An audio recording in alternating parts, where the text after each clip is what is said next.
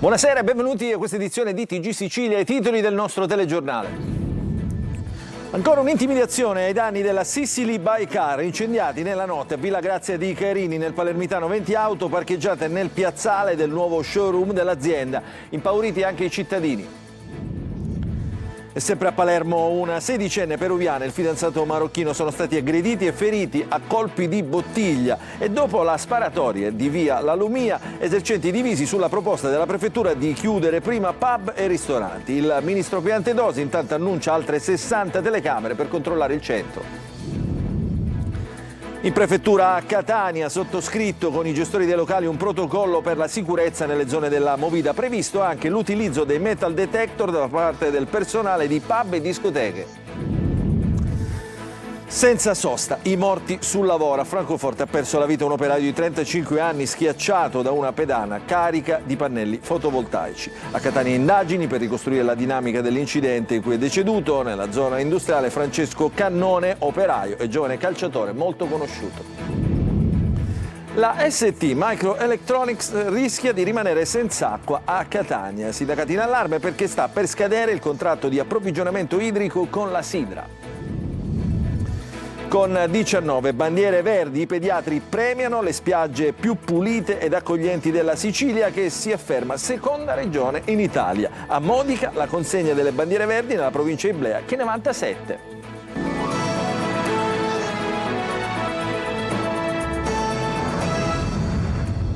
Ancora buonasera. Dunque è stata una notte di paura a Villa Grazia di Carini nel palermitano. In fiamme una decina di auto nella nuova sede della Sicily by Car, la struttura che fa capo all'imprenditore Tommaso Dragotto, che si trova lungo la strada che collega la statale 113 a Via dei Pioppi. L'imprenditore nega di aver ricevuto richieste di pizzo. Il servizio di Marco Gullà.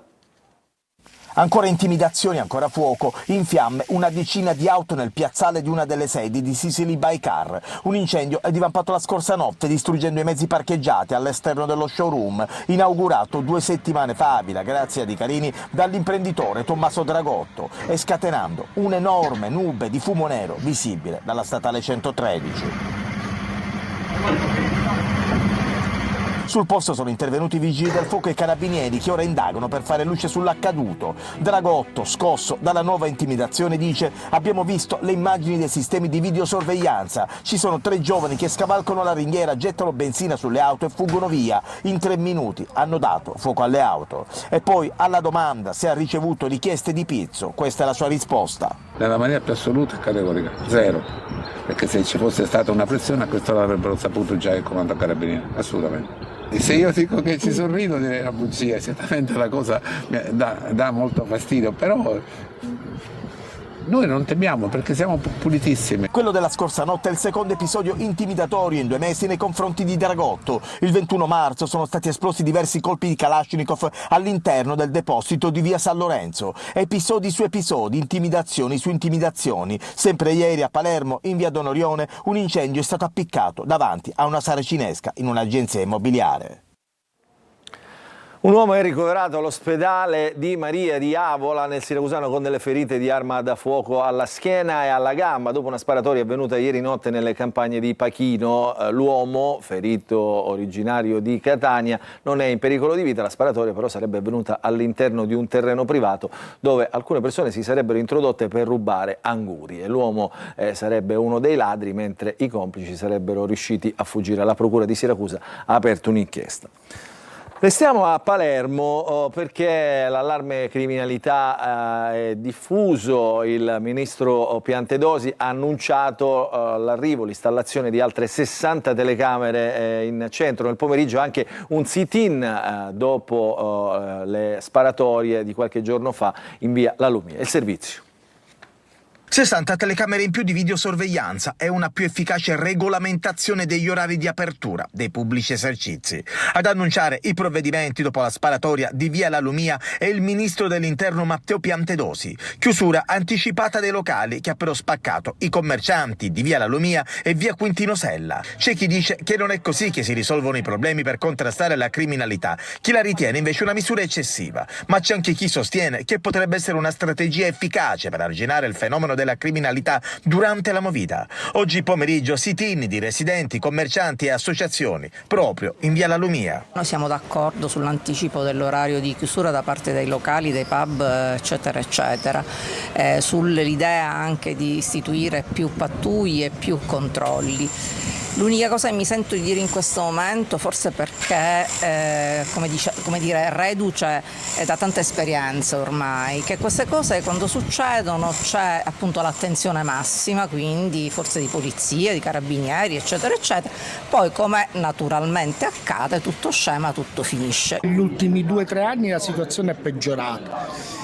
Si vive male, io non invito più amici a fare una cena, me lo sono dimenticato, tornare troppo tardi non si può perché il portone dove sto viene totalmente occupato e c'è il mancato controllo, c'è un'anarchia assoluta, i ragazzi fanno quello che vogliono. Le zone della movida non sono sicure a Palermo, non sono sicure neanche a Catania, tanto che è stato siglato in prefettura un protocollo con i gestori degli esercizi pubblici e dei locali da ballo con l'obiettivo di prevenire atti illegali e situazioni di pericolo. Ci racconta tutto Emanuela Corsi. Prevenire atti illegali e situazioni di pericolo all'interno e nelle vicinanze degli esercizi pubblici e dei locali da ballo. In prefettura a Catania è stato siglato un protocollo per una movida più sicura. L'accordo di validità triennale costituisce un'avanzata sinergia tra pubblico e privato in piena attuazione della normativa vigente e delle linee guida del Ministero dell'Interno. Gli operatori che sceglieranno di aderire volontariamente si impegneranno ad adottare un pacchetto di misure che prevede anche l'installazione di impianti di videosorveglianza esterna sulle vie di accesso e di esodo.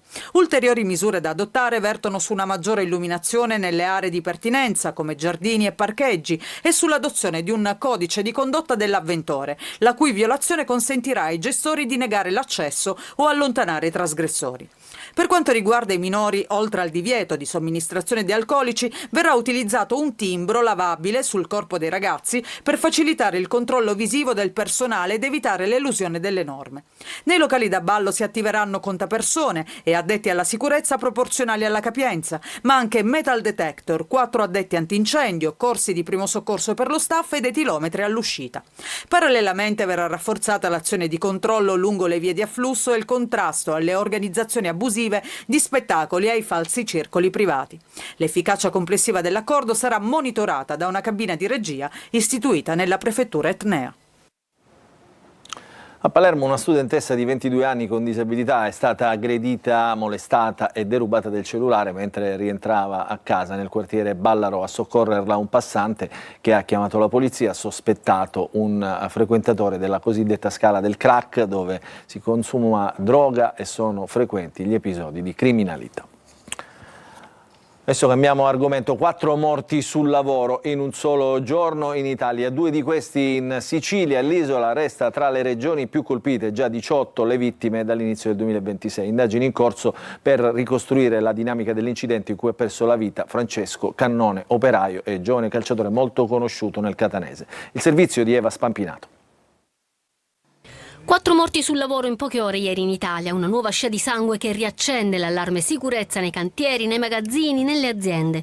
2 delle vittime sono siciliane e si aggiungono al triste elenco delle 18 morti bianche avvenute in Sicilia dall'inizio del 2026. È evidente che il numero di morti sul lavoro continua a essere inaccettabile. Occorre rafforzare prevenzione, controlli e vigilanza perché la sicurezza deve essere garantita prima che accadono le tragedie. Ieri a Francofonte, nel Siracusano, un operaio ucraino di 35 anni è morto schiacciato da alcuni pallet contenenti pannelli fotovoltaici.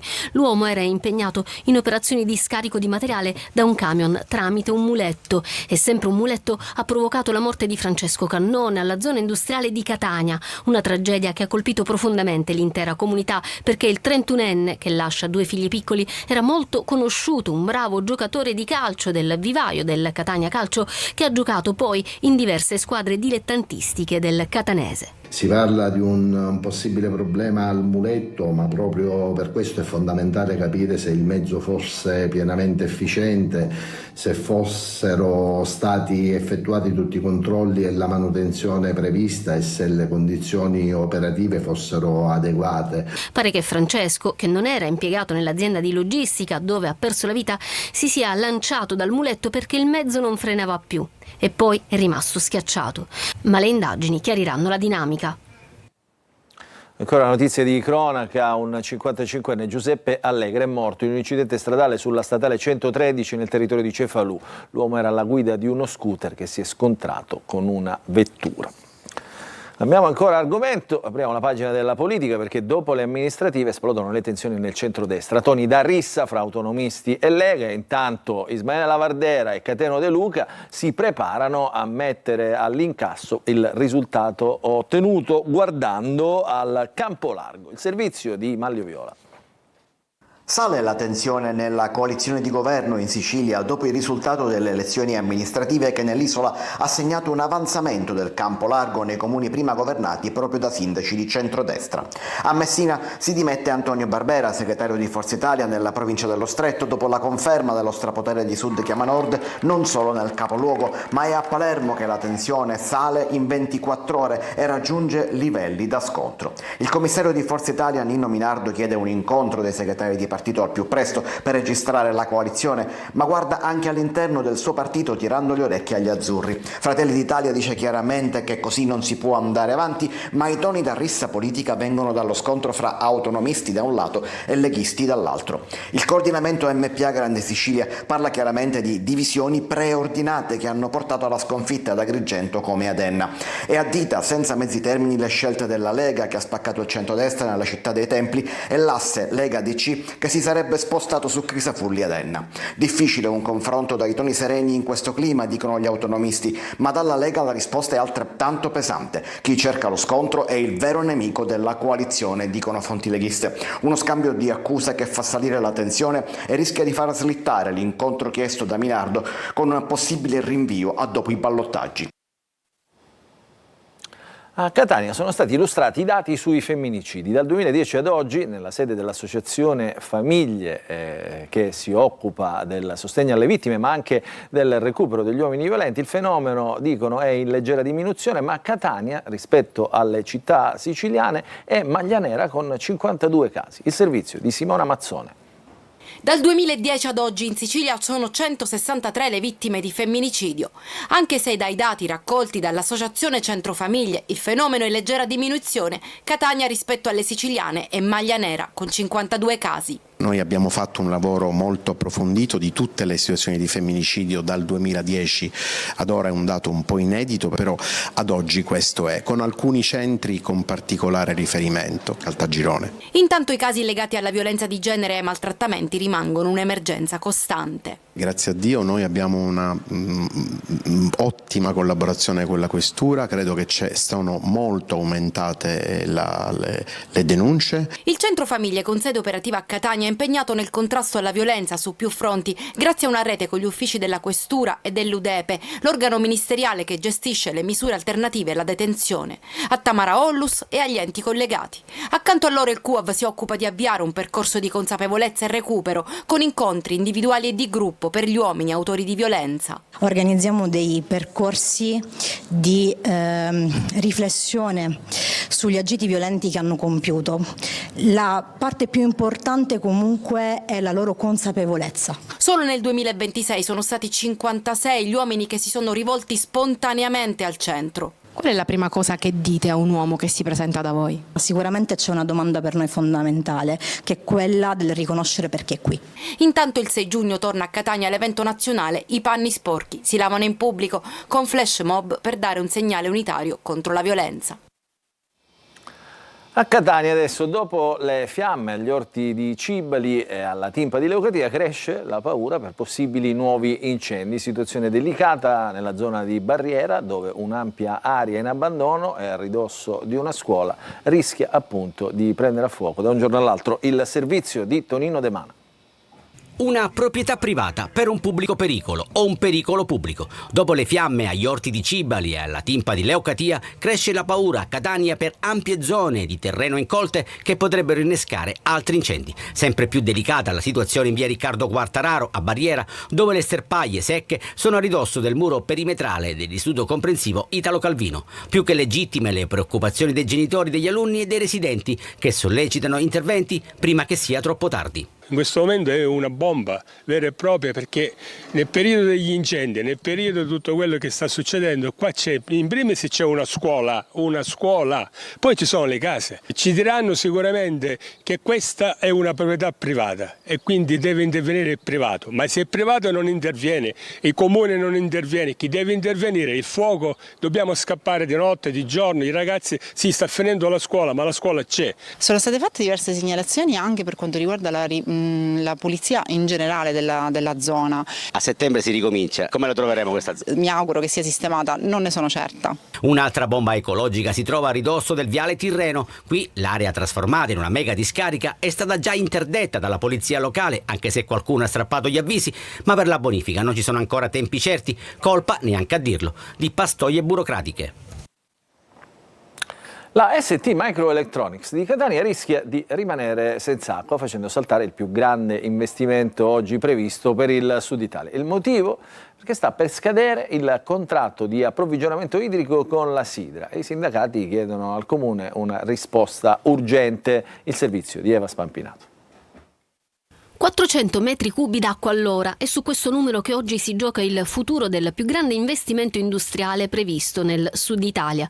A lanciare l'allarme sono i sindacati di ST Microelectronics Catania che chiedono risposte immediate sul contratto idrico tra l'azienda e la Sidra. Il 1° aprile alla Regione Sicilia, davanti all'assessore Tamaio e al nostro sindaco Trantino, l'azienda è stata chiara. C'è tutta la volontà di continuare nell'investimento annunciato, ma precondizione affinché tutto questo accada è la sicurezza dell'approvvigionamento idrico entro giugno. Perché senza quell'accordo necessario entro giugno 2026 STM potrebbe fermare la nuova fase del progetto sul carburio di silicio, strategico per microchip e tecnologie avanzate. Se questo non accadrà, ci sono dei responsabili con un nome e un cognome, a partire da chi amministra questa città, per finire alla Regione e persino il Ministero. In gioco non c'è soltanto una trattativa tecnica, ci sono posti di lavoro, sviluppo industriale e il ruolo di Catania nella partita internazionale dell'innovazione.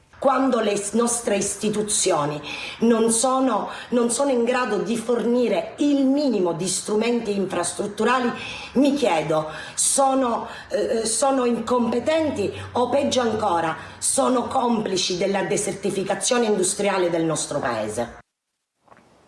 Cambiamo ancora argomento perché con 19 bandiere verdi i pediatri premiano le spiagge siciliane. La Sicilia, appunto, seconda regione in Italia, il podio conferma la qualità delle nostre coste. A Modica la consegna delle bandiere della provincia di Iblea, che ne ha conquistate 7. È andata per noi Veronica Barbarino.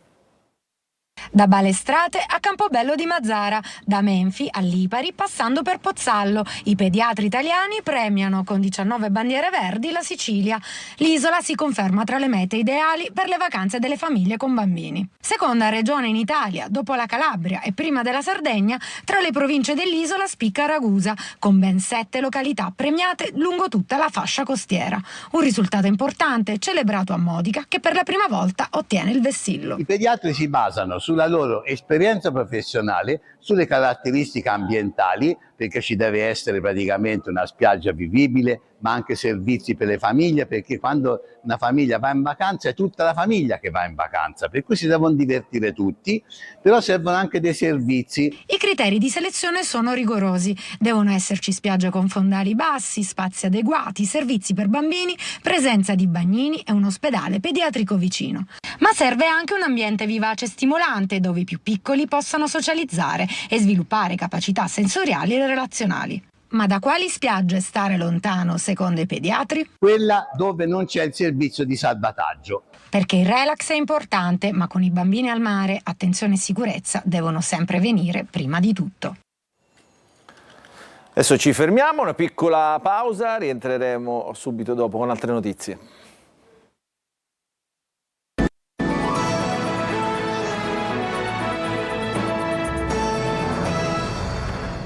Rientriamo nella seconda parte del nostro TG Sicilia, apriamo la pagina del calcio, questa sera alla Sera della Verità al Massimino, perché c'è il ritorno della semifinale dei playoff tra Catania e Ascoli. Si riparte dal 4-0 per i marchigiani che hanno vinto la gara di andata, però i rossazzurri e soprattutto i tifosi rossazzurri non mollano, in 20.000 proveranno a spingere la squadra. Il servizio di Francesco Trioli. A caccia di un miracolo, un'impresa di quelle da scrivere nella storia, il Catania stasera alle 21 al Massimino contro l'Ascoli gioca per la città, per la maglia, anche per la stessa dignità di un gruppo che nella gara d'andata ha distrutto un campionato con una prova pessima. Il 4-0 dell'Ascoli ha teoricamente chiuso la partita, ma c'è nella squadra di Toscano la volontà di giocarsi il tutto per tutto. È una partita di calcio, tutto può accadere, ma la gara di questa sera è quanto di più complicato ci sia. In 20.000 avevano acquistato il biglietto per una serata di gloria, adesso sono pronti a spingere i rossazzurri, poi a fine partita si vedrà e si potranno tracciare i bilanci. Sul fronte squadra poco importa chi giochi, Menez è squalificato, non sono nelle migliori condizioni giocatori come Di Tacchio, Casasole e Cicerè. Che squadra metterà sul Toscano quindi è tutta da vedere. Di sicuro è che i calcoli non valgono a nulla in partite come questa, verrebbe da dire o la va o la spacca, altro no. L'Ascoli arriverà al Massimino con la consapevolezza della propria forza, vista per tutto il girone di ritorno da parte della squadra di Tomei e anche nella partita dell'andata. Il presidente rossazzurro, Rosario Pelligra, ha cercato di caricare squadra e ambiente. Ci credo, ha detto, ma ha chiesto orgoglio e una reazione. I tifosi ci saranno. Il comunicato delle curve è stato chiaro, sia in termini di sostegno alla squadra nei 90 minuti che nella durezza di un obiettivo che comunque si sta vedendo sfumare via dopo una lunga e intensa stagione. 90 minuti per evitare che siano gli ultimi 90 minuti. Il Catania ci prova. L'abbiamo sentito dal servizio, il Catania ci proverà, ma cosa ne pensano i tifosi? Riusciranno i rossazzurri a ribaltare un risultato d'andata davvero penalizzante? Sembra un'impresa, però sentiamo le voci dei tifosi rossazzurri sentiti per noi da Tonino De Mano. Nonostante tutto il presidente Pelligra ci crede ancora, lei ci crede? Io sì, ci credo. È una questione di orgoglio più che di risultato, anche perché ribaltare il 4-0 di Ascoli è quasi una missione impossibile. Una cosa è certa, il tifo organizzato sarà sugli spalti del Massimino a tifare, urlare, gridare e perché no sognare la rimonta. Curva Nord e Curva Sud insieme per un unico ideale, una scelta d'amore per rispetto della città e a difesa di un'identità. Noi questa maglia non la rinnegheremo mai, loro devono vergognarsi di aver fatto una partita così. I ragazzi dovranno fare di tutto per poter ribaltare questo risultato e portare gioia alla città di Catania. La città l'hanno fatto diventare un disastro. Non mi dica che lei su questa panchina la domenica parlate ancora della partita dell'andata? Certo, ma ora per esempio ci saranno molti tifosi che andranno allo stadio, ma per vedere cose. Già biglietto comprato, tribuna abbonato, prelazione fatta. La domanda è: andrò al 90%? Non credo. Tu non vai perché non ci credi oppure perché sei sfiduciato dopo la gara dell'andata? Sono sfiduciatissimo. Attesi 20.000 spettatori per una partita in salita, praticamente una montagna da scalare, ma nel cuore di ogni tifoso rimane sempre una speranza. 5-0 per noi, sono fiducioso. 4-0, no, ma e poi vinceremo nei tempi supplementari. Lei è ottimista? Speranzosa. Domani ti sposi, il regalo di nozze che vorresti? La vittoria del Catania, no? Catania-Ascoli? 5-0. Vedremo come finirà, la palla è tonda, si dice in questi casi. Allora ci fermiamo per un'altra breve pausa, poi rientreremo ancora in diretta.